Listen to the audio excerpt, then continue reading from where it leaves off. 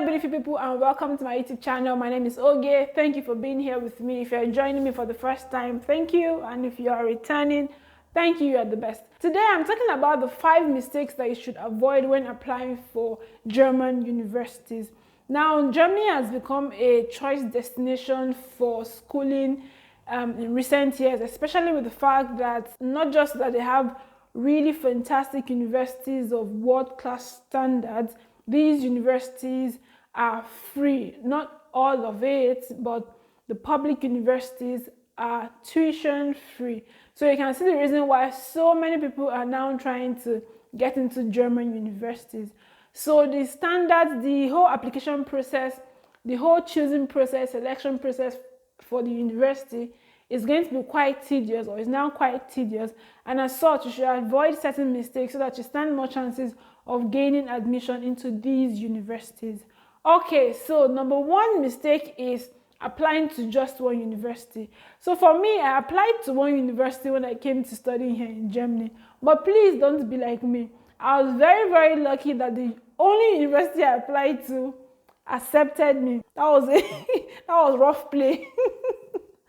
Apply to multiple schools. This increases the chances of getting admission into one school at least, because if you apply to just one school and that school rejects you, or you're not admitted or something, it means all your eggs are broken, so spread your eggs, put them in multiple baskets, so that even if more than one school gives you an admission, you can choose which one you think best suits you, probably based on the city it's located in, or whatever parameters you decide to use as your selection measurement or something.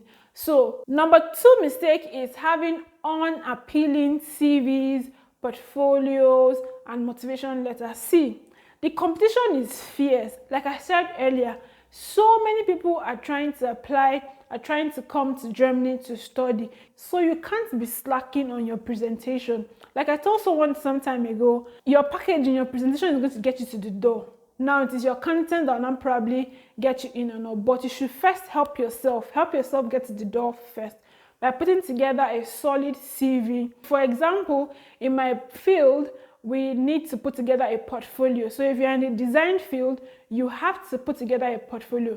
Please don't put together a shabby portfolio. Realize that portfolios are going to be coming from all over the world. So your portfolio should be able to stack up against these other portfolios. These schools are trying to look for the best candidates to study with them. So put in the work and make sure that your portfolios, your CVs are put together and they are looking sharp and paying.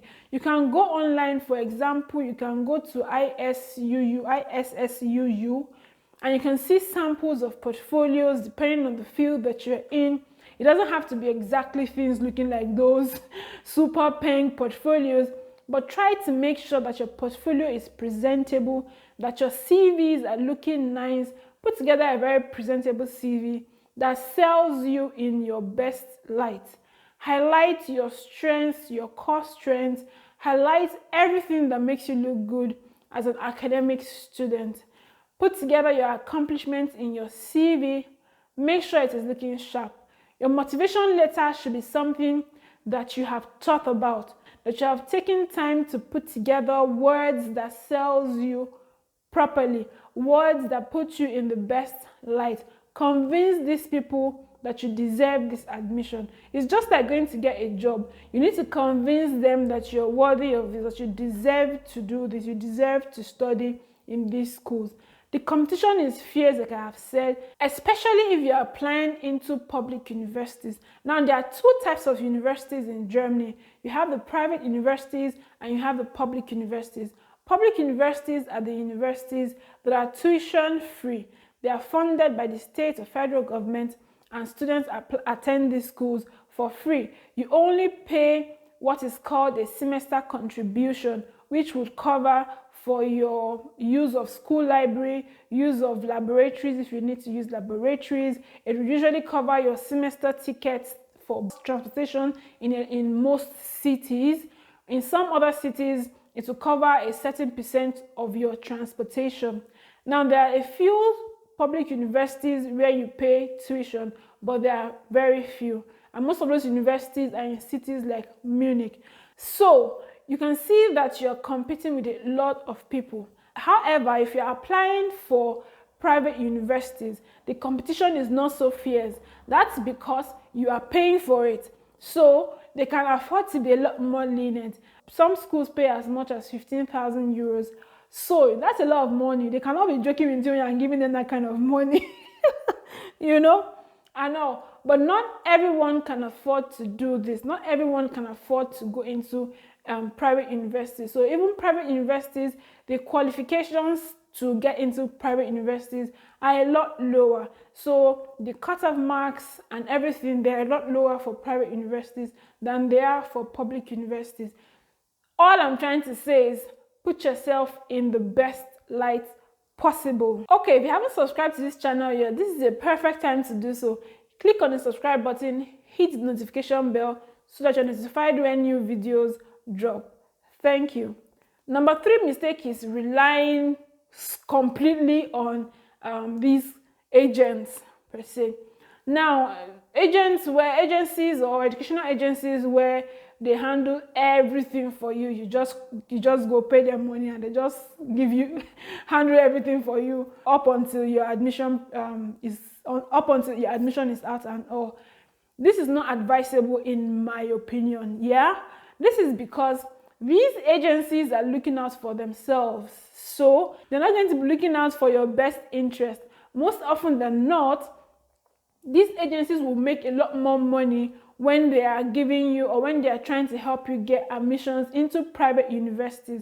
So that's why you find a lot of agencies that will tell you that you're paying so much money to study in Germany, and it is not always to your best interest. However, you need to be immersed in the whole process of your admission, of your application and admission, because you can take your time to look at everything and how these things affect you. You know, you can be looking at the best options for yourself in terms of cost of living in this city, cost of schooling in that particular school, you know, and all of that. I've always said that the application process in German universities are very easy. So what I do for my own clients seeking to get an admission to Germany is to have them do everything themselves. You are going to be going through the whole process yourself. I'm just simply going to be a guide for you. Tell you this is what you should do, this is what you should do, and this is what you shouldn't do. Help you review your application documents, help you review your CVs and motivation letters, you know, and portfolios and all of that. I can give you direction in these areas, but I'm not going to write out these things for you because you are in the best position to choose what works best for you in terms of your funds, in terms of your goals for your life, in terms of how you want to present yourself. However, you're going to have a guide. This doesn't come free, of course. It comes at a cost, but trust me, it is a lot more cheaper than when you have an agency run the whole process for you. Trust me, this procedure is very easy. All you need is guidance. Now, if you want this guidance, if you want me to guide you through your application process for studying in Germany, there's a link down in the description box, so you can book an appointment, you can book for a consultation. Okay, so number 4 mistake is lack of preparation. I mean, not having all the things that you need put together and ready before it's time for you to apply for these schools. So for example, if you're looking to come study in Germany in like the winter semester, it is very important that at the beginning of the year, you should have already started putting together all your documents, everything that you need for this application, because there's a specific deadline, there's a set deadline for these applications. All the things that you need to get ready, your IELTS exam, this takes time, from time of application for the exam to when it is written to when the result comes out. It's going to take some time, so you need to do this on time, getting your transcripts, getting all your documents ready and approved for all these applications. It is important that you start these processes or these procedures on time. It is also important to start on time so that you can have enough time to really look at your options, to really take your time to get proper information about the schools or the city that you're trying to go to, or the area that you're trying to study in, the field that you're trying to study in, to get proper information about this area, how it works here in Germany, the opportunities that you have here, and all of that. It is important to do this on time. If you start to rush towards when it is time to apply, then you now start hurrying up to gather all your things. That's when you begin to find out that you are missing a lot of things, and then you are going back and forth with uni assist. You don't have this document or you don't have that document. This a lot of times would happen if you are not well prepared for the application. So please, please, please start on time to get all your documents ready. Number 5 mistake is not corresponding with the schools. A lot of us are already used to the system where you don't get response for emails that you send. When you are applying for these schools, and if you have any hiccup whatsoever, don't hesitate to send emails.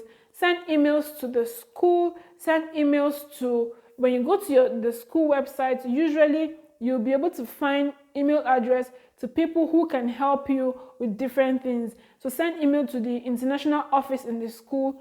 Send these emails. You are going to get feedback. Follow up on these things. Don't sit down and say, they haven't gotten back to me. Get back to them. If they don't get back to you, get back to them. Send them an email. Most often than not, you are going to get a feedback that's going to be helpful for the process. I wish you all the best in your search for schools. I wish you all the best in your process and procedure as you try to get the best education for yourself and you try to move to Germany. Thank you so much for being here with me, guys. I'll see you in my next video. Bye.